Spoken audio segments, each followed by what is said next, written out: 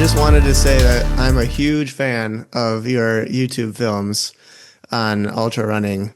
Um, Thanks so much. Thanks for they following. they give me goosebumps, and I find them very inspirational.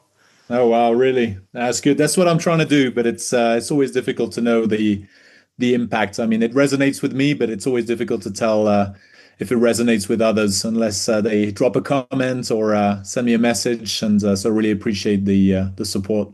And I watch other YouTubers like Jeff Peltier make Yeah. films, but what makes yours really stand out is your voiceovers are so poetic and philosophical.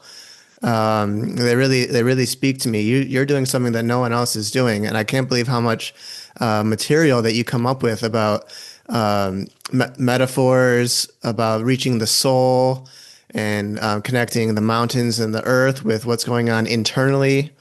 And also, what you're so good at is you can match the emotional tone that you're going with the music. I watch so many YouTube videos, and the music they choose makes me cringe, and it's just not right. But you're excellent at that. Oh wow. Thanks. No, I really appreciate it. Yeah, it's I don't know. Yeah, I guess I'm trying to speak with my heart more than with my head or my legs or my fingers. So it's true. It's I know Jeff pretty well since we kind of bumped into each other, and I love his films, but it's a different spin. It's true. It's like Billy Yang as well. Is a different vibe, probably a little bit closer to mine as well, because he was the one who initially inspired me to start ultra running. Billy Yang with his The Why of 100 miles. So I think yeah, each YouTube creator kind of has his own way of communicating and has his little spin. And Jeff is great at the kind of the travel and the discovering new places and the way he films. He's a great filmmaker, but yeah, it's less profound. Let's put it that way. And I've got critiques as well who said, I am too profound. It's like, dude, just come up to back to the surface or back down to the surface. So it's yeah, I get a bit of both sides. Did you have any training in editing, or did you make films about something different, or was this just like with ultra running, you had no coach and you just jumped into it? I was going to say no, but then I just realized no, I actually have another YouTube channel on tornado chasing, and that was actually the first channel that I launched in I don't know 2013, I think it was, because that was the first year we went to the US to chase tornadoes, and I built that YouTube channel, which now is probably actually a bit bigger than the ultra running one, but it's more of a adventure channel. I try and bring a bit of depth to it as well, a little bit like I do with the ultra running. But it's true, I had a bit of a training grounds with that channel before I launched the ultra running one. Oh, when did you get interested in tornadoes?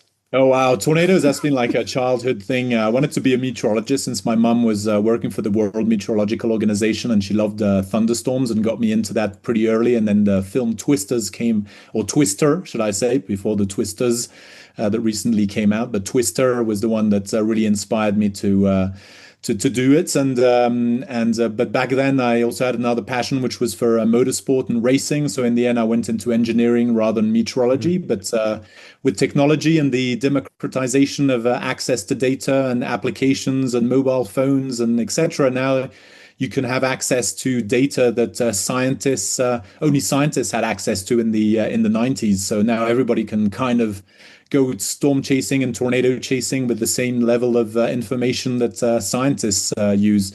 So that's when we decided to go and chase tornadoes for the first time. And yeah, it's been a habit now. Every year we in the month of May we go to the plains, and between Dallas and North Dakota, we chase all the tornadoes. And I try and train in between, so I usually get up earlier than my buddies, so I go running early in the morning before they wake up, and before we do like I don't know, 600 miles of driving to find the storms. So at least I get my training in there before I go chasing storms. And actually, in 2023, it was a bit of a tough one because I was preparing UTMB, and there was just a few months before, and we were storm chasing, and there was always a bit of a tough one. We used to finish our chasing late, and then I had to get up really early, like 4 o'clock in the morning. So I probably had like 5 hours sleep and up and doing my training so that I didn't lose the momentum to be ready for UTMB. So trying to balance all that, and that's what I try and convey as well in my films is to make it a little bit more personable to people like me, who are fathers, who have full-time jobs, who are super busy.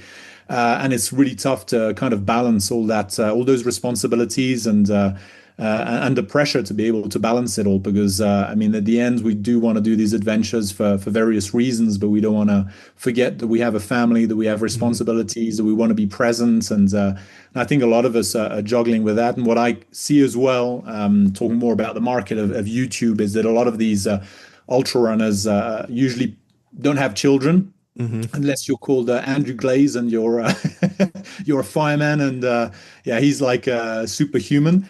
But a lot of them don't have necessarily a family. Billy Yang, Jeff Peltier, they can kind of have that freedom to move around and travel, and they share the passion with their spouses, which is not at all my case. My wife really doesn't understand why the hell I'm running, Mhm.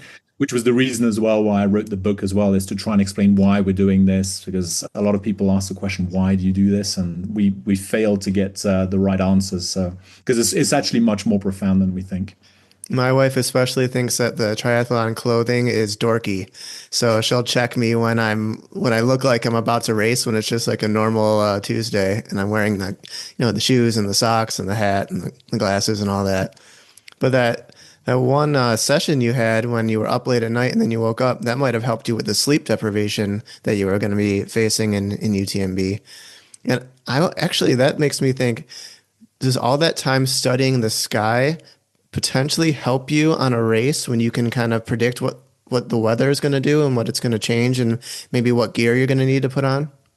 Yeah, yeah, no, for sure. I mean, during the races, when I spent a lot of time in the mountains, so I can kind of read as well, especially in the Alps. But the meteorology dimension as well gives me a bit of an insight. So yeah, I usually am pretty well prepared ahead of time before the bad weather rolls in, and and during the race, I pull out the stuff when I need it, or on the contrary, I just see the skies. I say, oh, this is just going to pass by in 10 minutes. And I don't even bother taking my stuff out because I know I'm going to have to put it back in quite rapidly. So yeah, it does help to try and read. And it's kind of the beauty as well with trail running. The more time you spend in the mountains, and you de facto get interested with the weather because you have to be able to read it. So those skills do help. And it connects you with the mother nature as well, which is one of the other aspects, which is fun, which a lot of people who are not in the world of ultra running or trail running in general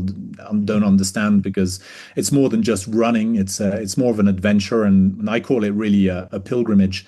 And that's a term I use with a lot recently, having written my book and really explored the genesis of a lot of rituals and traditions of past civilizations, and the extent to which it's actually very close to what we're reenacting in these ultra marathons, which are kind of like modern day pilgrimages, and that's why we have difficulties trying to explain why we enjoy doing the and why we feel the need to do it despite the pain and having to Mhm. grind through it. And yeah, there's a whole dimension of human civilization that can be analyzed just there from a sociological perspective, philosophical perspective, psychological perspective, in scripture, mythology. I mean, it's really really a fascinating area, which I'm probably now enjoying more than the running itself. But the adventures enable me to dive really really deep into the human condition, and that's probably why my films sometimes take a much more deeper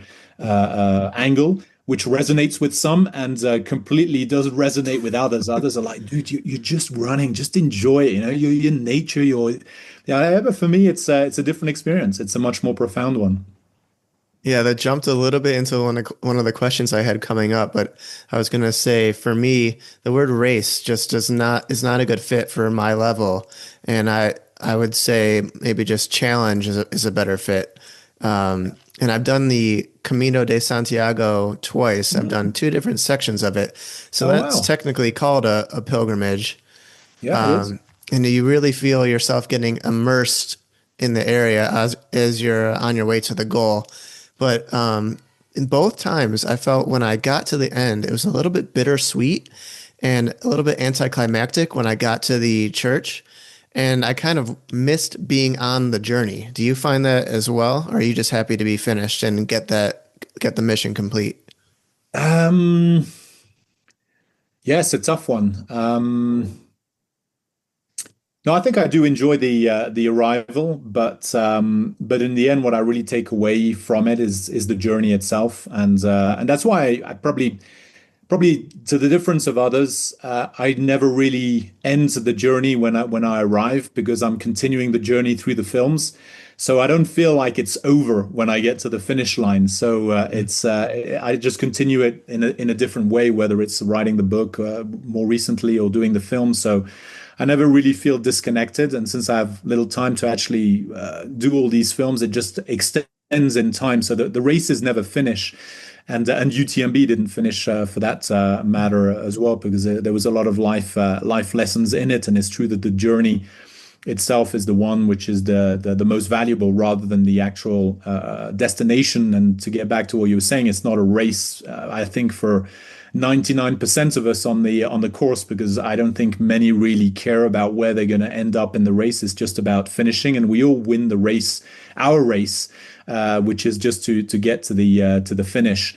And I think only the elites really are there to get a real position and to win. For us, it's a victory over ourselves and a fight against our demons. And each one has a different sort of needs in terms of distance to reach that limit, and that usually increases as we do longer and longer races, or the more time we have to actually prepare for it. But in the end, like I tell a lot of people who tell me, I'm not ready for it. I tell them we're never ready enough. And anyway, if the goal isn't, it doesn't scare you, it means it's not big enough. And I remember when I did my first 100K, I was nowhere near prepared. And I was like, okay, I'm just going to compensate what I didn't prepare physically with the spiritual and the soul. If there is an energy like that, it exists. And I came from a background, and this is what I explore in the book and the transformation I got in UTMB is moving from someone who is very, very secular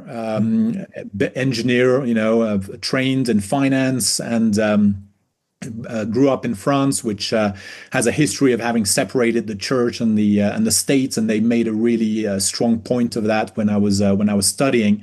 So I never really believed in all of that until I completed UTMB, and I experienced that incredible moment at kilometer 88 in Refuge Berton, where I was about to be eliminated from the race because of the time barriers. And in Courmayeur, I even heard the bell that they rang, 15 minutes before the cutoff occurred.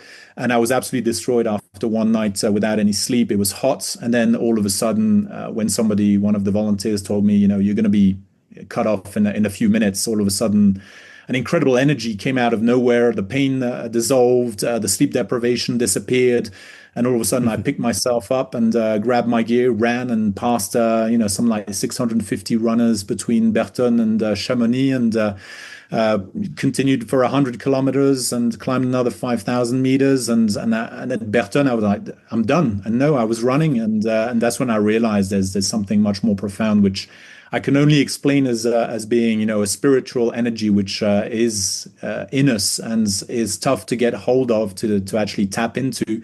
But if you do, because you're called by something greater than yourself and a purpose for taking on these pilgrimages, you find that energy. And I keep reminding myself in my daily life when the going gets tough, and the going has gotten tough with redundancy, a bad injury, and looking at my bib and reminding myself of the energy I found that day, and embracing the pain and thinking, okay, this is a challenge, as you said, rather than the race, and it's actually in the challenge that you transform. And so I embraced those challenges, and launched a startup, moved country, and the UTMB lessons. So yeah, it's not a race; it's more than a race. It's a Yes. challenge. It's Speaking growth. of those religious references in your films, you use words like worship, higher power, faith, and even the divine. So as you climb to the tops of the mountains, are you having talks with a higher power, or is it a higher version of yourself? Yeah, I wouldn't call it a sort of a conversation per se, but I would say a clear connection with something. I can feel the pull, the energy, and the enthusiasm. And I actually learned that enthusiasm, the root of enthusiasm is entheos, the God within, from the Latin, and that is really what I feel is that enthusiasm, despite the pain, and what I say, pain plus purpose equals meaning, and pain without purpose is suffering. And I make a real distinction when you say, "Oh, you guys must be suffering there." No, I'm not suffering. I'm in pain, yes, for sure, but I have purpose, and when I have that, I have meaning, and that's when you feel connected to something beyond you. So it's true during those races, despite the pain, there's something much more powerful, which is pulling you along. And it's often very, very difficult to articulate and put words on it because it's so complex and so profound that it takes a lot of time to actually digest. And whether I was doing UTMB and trying to figure out, what. There's a moment in races where I do doubt myself and I wonder whether I'm being selfish and I could just be playing catch with the kids right now. Why am I doing something alone? But then I think I want to show them the value in doing something hard and setting that hard goal, even though I'm not that good at it. I'm slow compared to, a pro racer. I'm pushing through the pain and doing something hard. And how can I tell them to do that in their life unless I do it in my life too? Yeah, yeah, totally. And this is actually where my ambition to do UTMB also stemmed from, was to show them, by example, basically, not just tell them, Mhm. you got to work hard at school, you got to do your best, and it's tough, but you got to do the best, and actually show them physically what it means. And yeah, it's true. I think it helps a lot.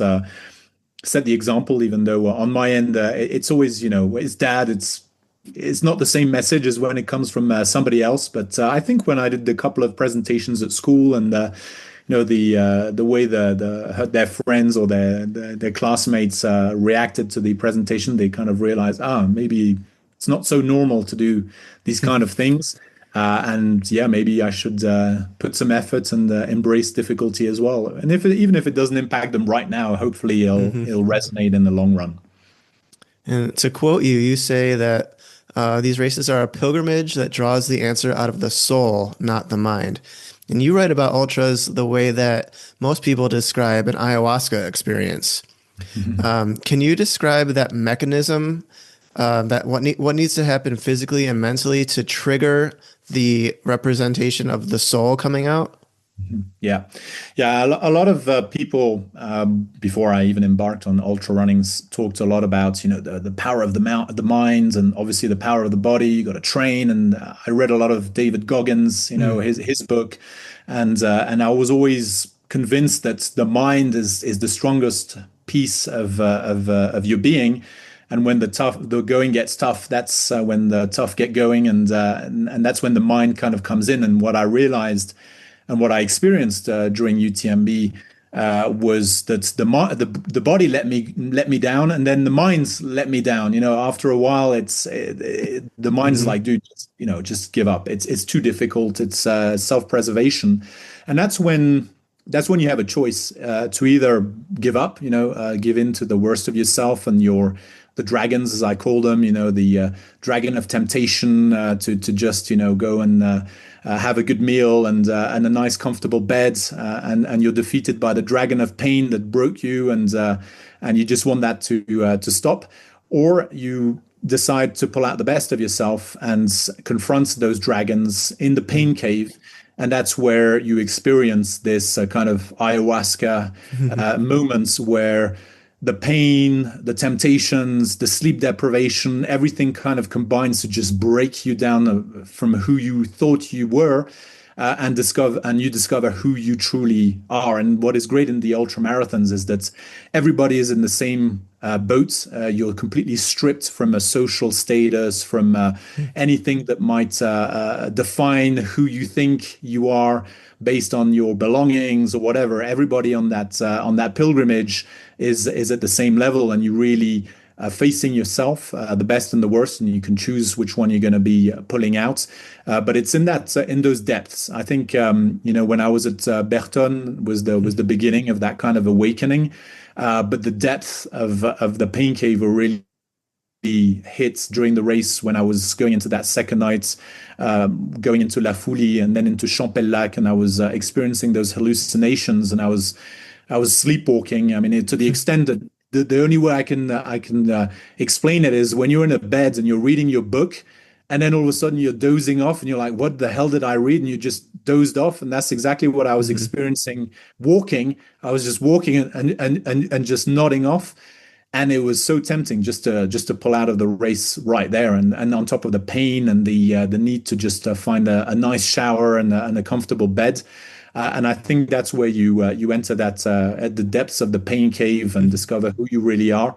And that's when you start experiencing this kind of ethereal world where when I was in Champellac in that forest, I felt like it was an enchanted forest. I felt like I was in a Disney movie, with the trees were alive, they were gonna eat me, and or it was or I don't know if it was gonna it was against me or for me, and I was gonna see some fairies with some stardust show me the way to the exit of the forest, or if the big bad wolf was gonna eat me. It was really bizarre situation. I've never had any ayahuasca, but I could only imagine that those situations take you into a different parallel world where you're not sure when reality starts and ends, and that was a powerful moment where when I look back, it was definitely transformational. And you've done races all over the world now, in Europe, in the States, in South America. What makes UTMB the most emotional start to any race? Oh yeah, geez, that start is something, yeah, I'll never forget, and very powerful. I think that there's a number of reasons why it's such a powerful moment. I think first because there's a congregation of other like-minded people all there, ready to take on one of the most difficult challenges in their life. It's in a very kind of sacred place. It's in the triangle of friendship, they call it. So the triangle is a very symbolic form in and of itself. It's triangle because it connects France, Switzerland, and Italy. That's why they call it the triangle of friendship. And it's in the bottom of the foot of the Mont Blanc, which is in and itself the mountain of meaning, as I would have called it. You're going to go around it, and you're doing a full loop, and that's what makes it special as well.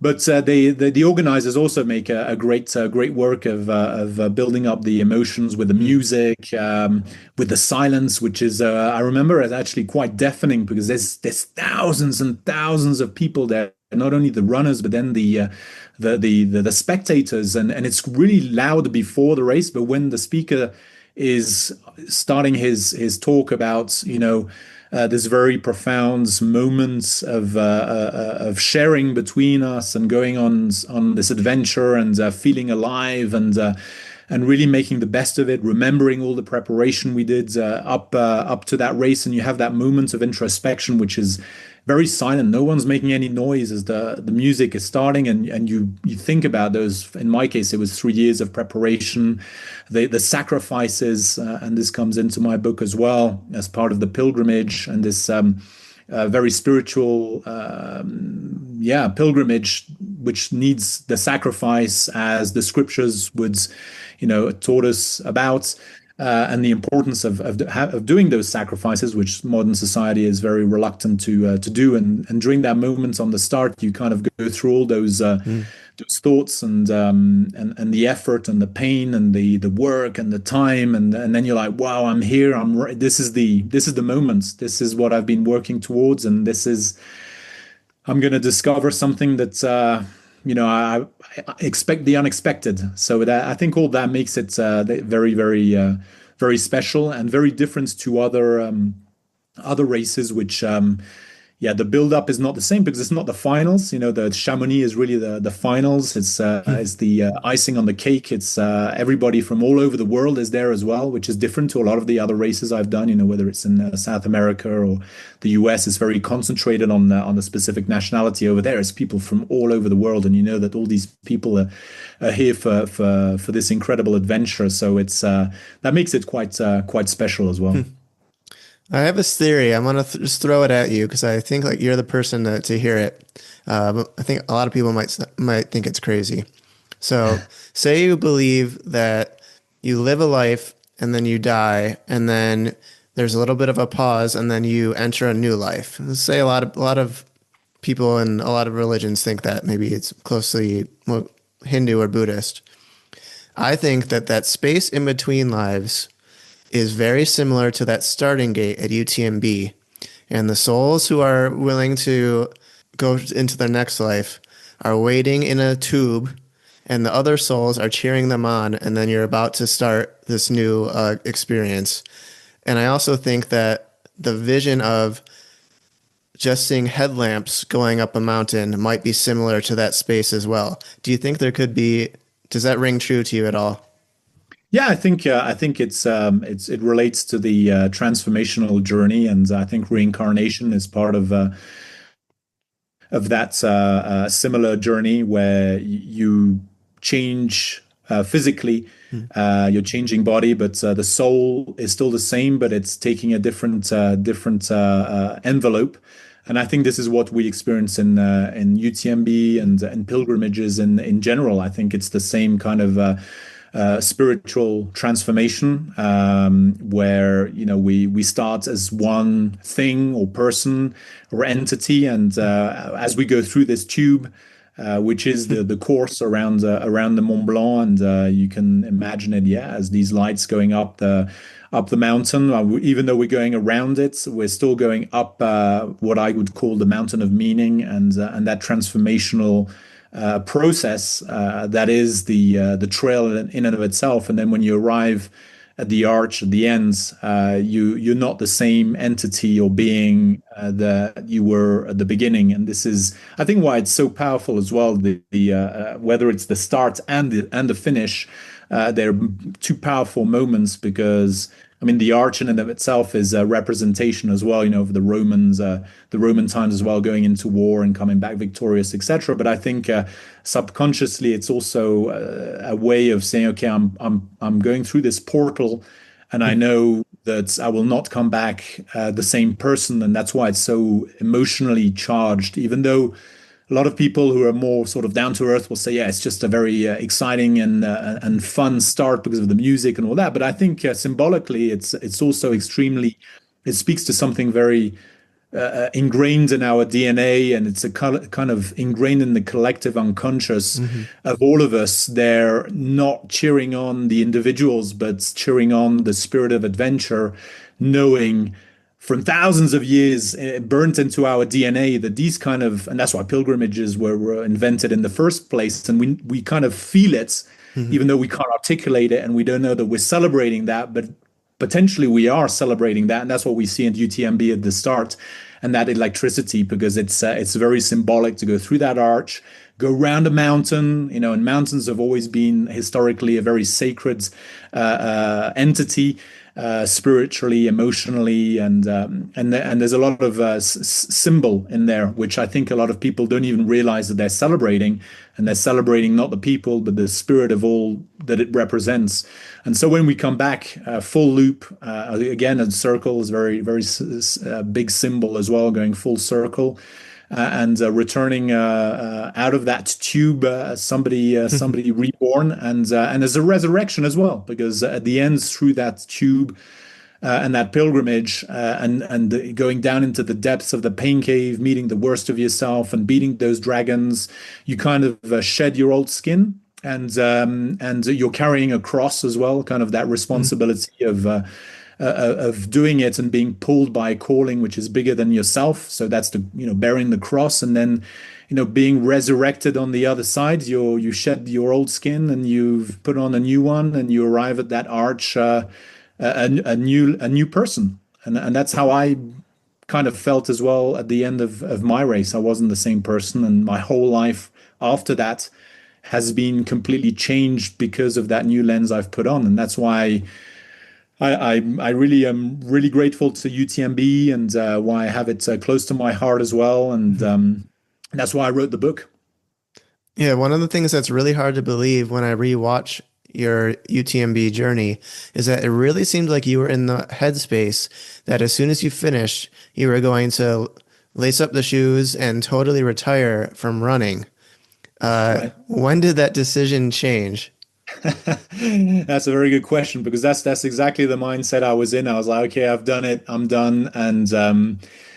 And in the end, after I finished UTMB and we had to change country and start a new life in the Bahamas, I was like, it can't be the end. There's still a story to tell. There's still some experiences to be lived and adventures to be, experienced. And I think I haven't fully explored everything that there is to explore deep in that pain cave. Hmm. And I still have personally a lot of things to learn and to remind myself as well, because I mean, even though I have that lesson of, you got to go into the pain cave and you got to confront difficulty, and that's where the growth is, pleasure and comfort, and not the answers to happiness.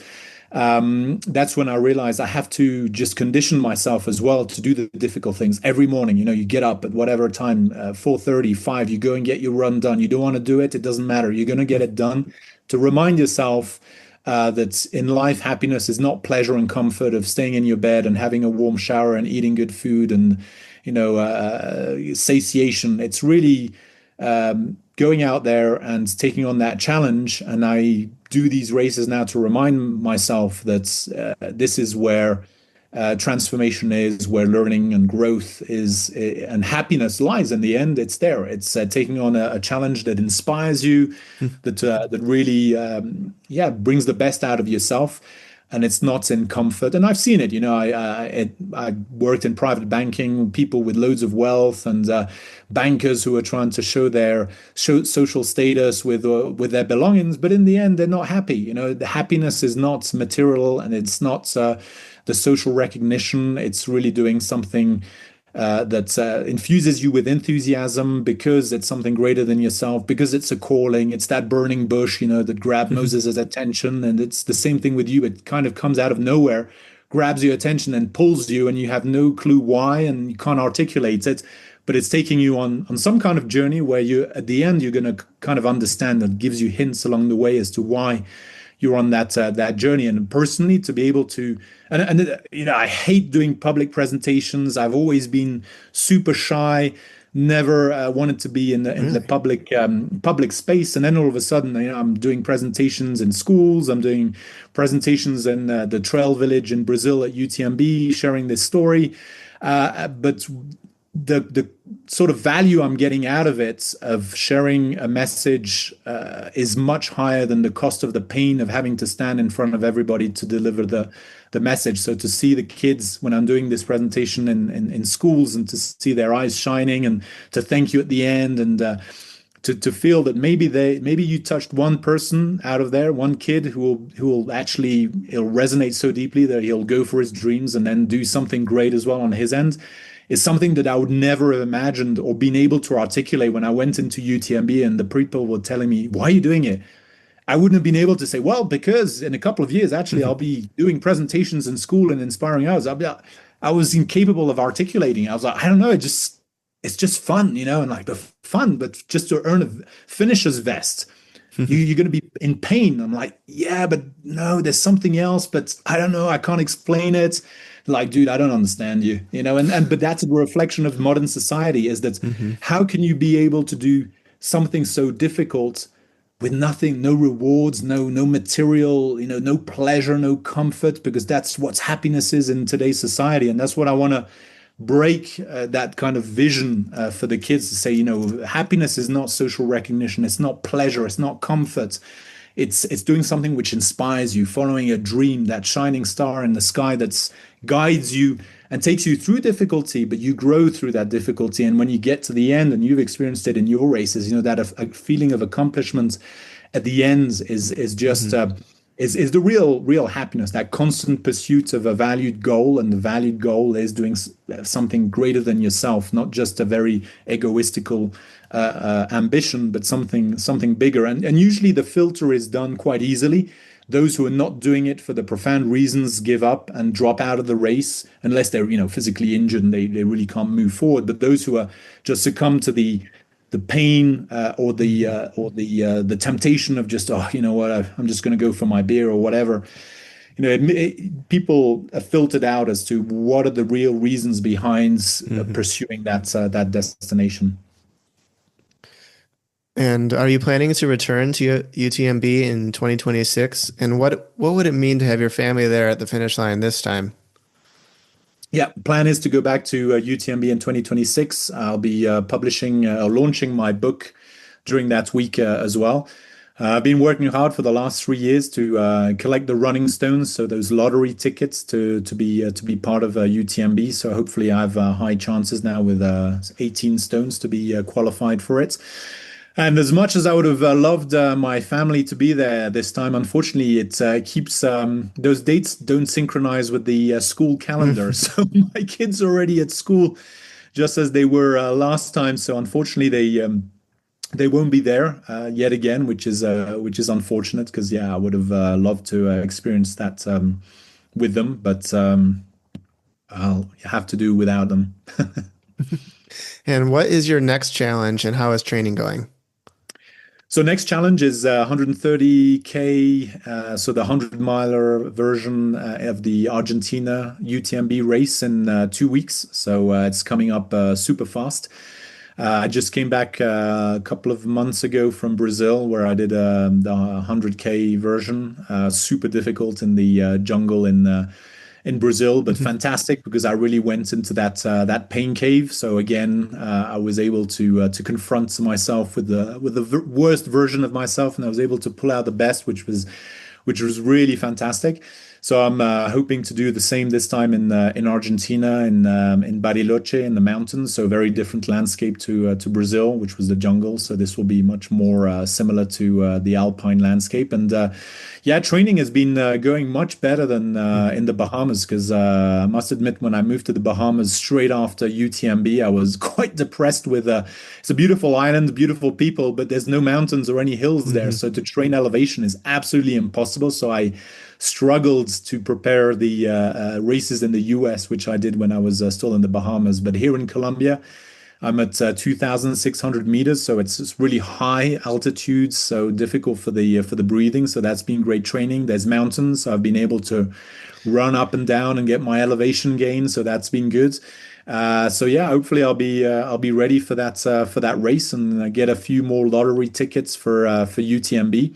And then I'll be on my way next year to do UTMB in August and maybe do a few races, preparation races in the run up. So you passed the test of the climate in Brazil. What's going to be unique? What's going to be the unique challenge in Argentina?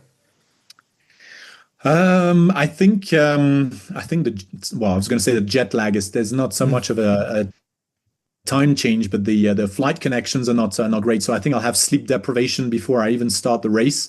So I'm not gonna arrive in the best conditions, but Hmm. I think over there in terms of terrain, I'll be very close to what I have in the Alps. So it should be quite good. It's quite similar to what I had in Ushuaia, so in the south near the South Pole in the beginning of the year. So I'm quite confident, but I'm always expecting the unexpected. So I don't know how it's gonna pan out. I always like the surprise effect in those races. The only thing that is quite different on this side of the Atlantic compared to Europe is the food, and that's always kind of caught me out because in Europe we have good cheese, bread, and those kind of things at the aid stations. And here on this side of the Atlantic, it's very very different. There's no cheese, no bread, so I'm struggling trying to find the savory food options to change from my normal nutrition. So that'll be a tough one. But the other difficulty there is that the race starts really late. It's at 10 o'clock to 10 p.m. So it'll be a very late start. and I'm expecting to finish in around 30 hours. So it means I'm going to be doing one full night and nearly Hmm. two full nights. So that's going to be a tough one. So I expect the second night is going to be very, very, very difficult. And I didn't have to do a second night in Brazil, so I didn't have the sleep deprivation. This time I might be having to fight against that sleep deprivation. Okay, so let's say you're in my position and the longest race you've done is 30K, but you have the goal to get to UTMB sometime in the next 7 or 8 years. What would be the next step to fill that gap from where I am now to being able to do that? First, I would set the goal much sooner. I'd say in 3 years I'll do UTMB, and in 3 years you can easily be ready for it. I mean, I think for UTMB the biggest challenge is really getting the lottery tickets, doing those races to be able to be qualified for it. I think that's the biggest challenge. But then on a preparation side of things, for UTMB, what I found was critical is elevation gain. I think being able to do a lot of training going uphill and downhill is vital because there's not that much of a runnable section, which for me was great because I'd done a lot of my training in the Alps anyway. So I was doing more power hiking than actual running, which is very different to the US. When I came to the US races, here was a lot of runnable sections, which absolutely killed me. It was very difficult for me, as opposed to UTMB, which was a lot of power hiking up and trotting down the mountain.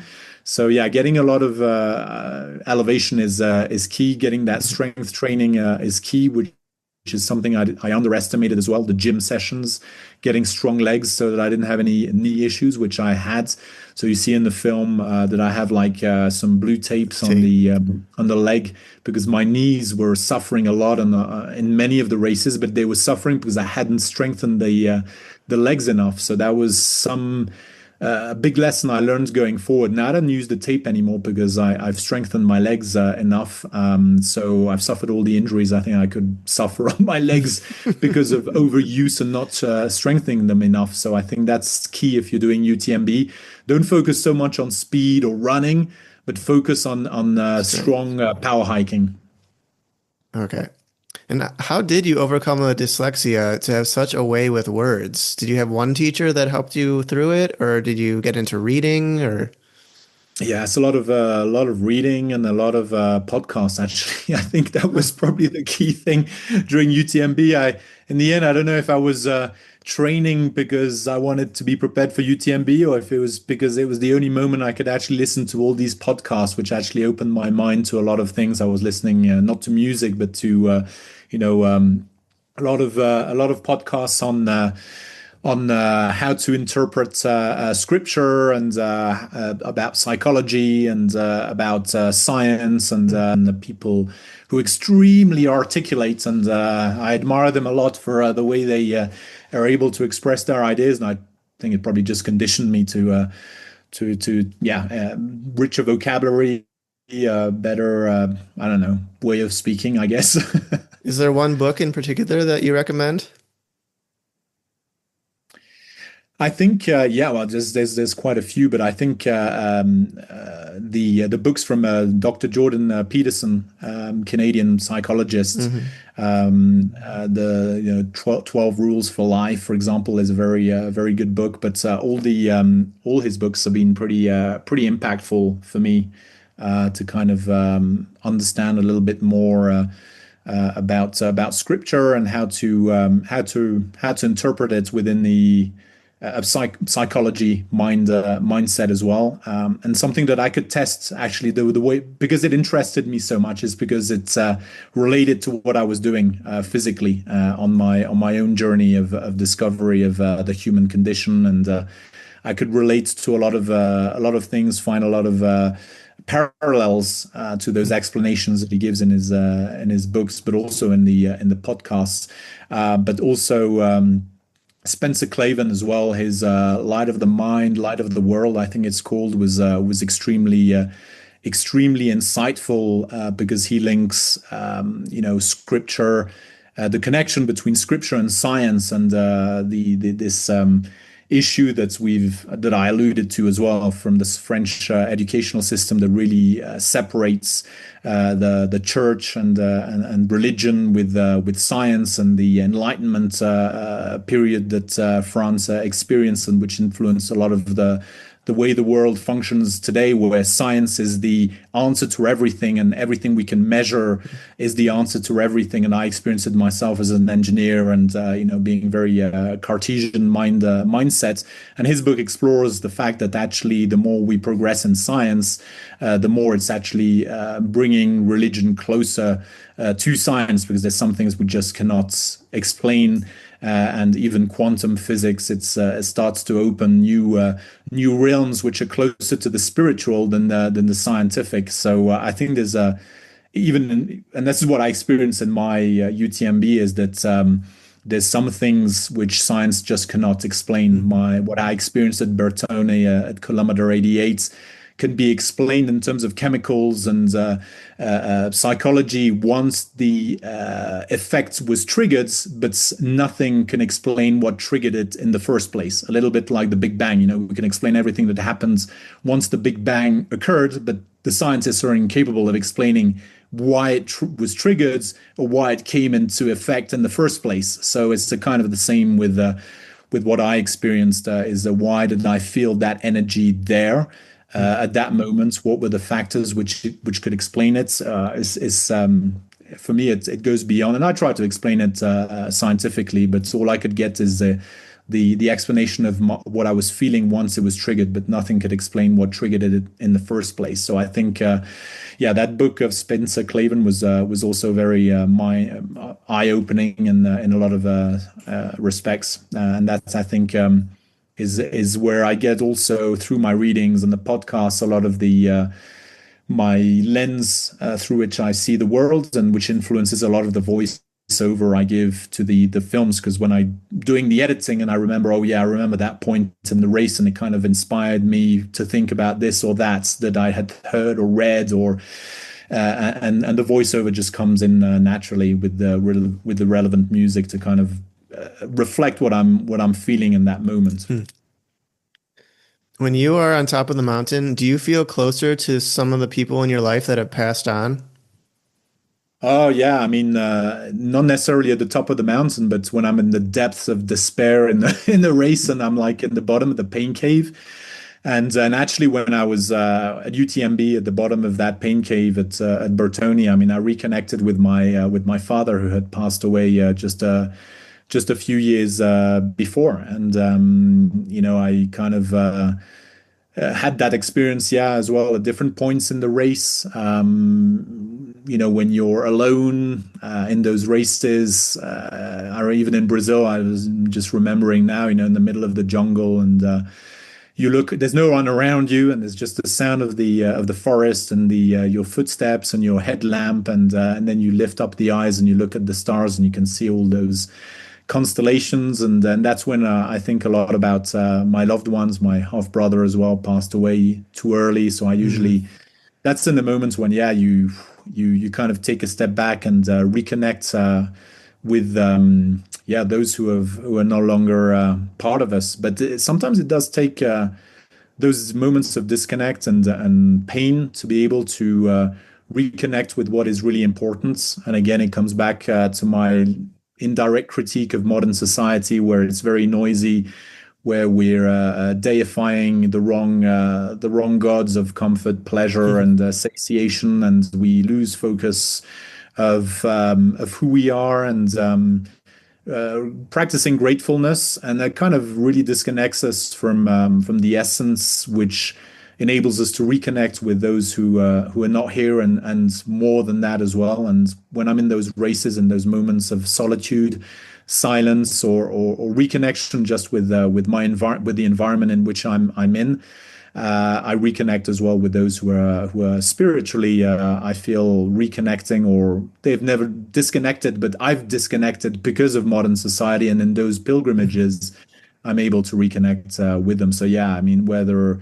it's at the top of a mountain or in the middle of a jungle, as soon as I'm in the depths of despair, it's where I usually reconnect.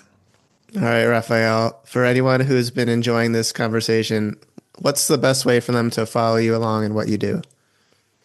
Join me on YouTube. Join me on my adventures on my channel. You can also join me on Instagram, and yeah, follow the pain cave journey and the reconnection to our real selves. And maybe we should connect again and talk about tornadoes and storm chasing. 'Cause that's another one Yeah, of your as well. passions, and that sounds interesting too. Absolutely. Well, you say that life is about finding a goal that gives you goosebumps, and I could now say that UTMB gives me goosebumps thanks to you. So thank you very much. Thanks, Dave. It was a pleasure sharing all this with you and your audience.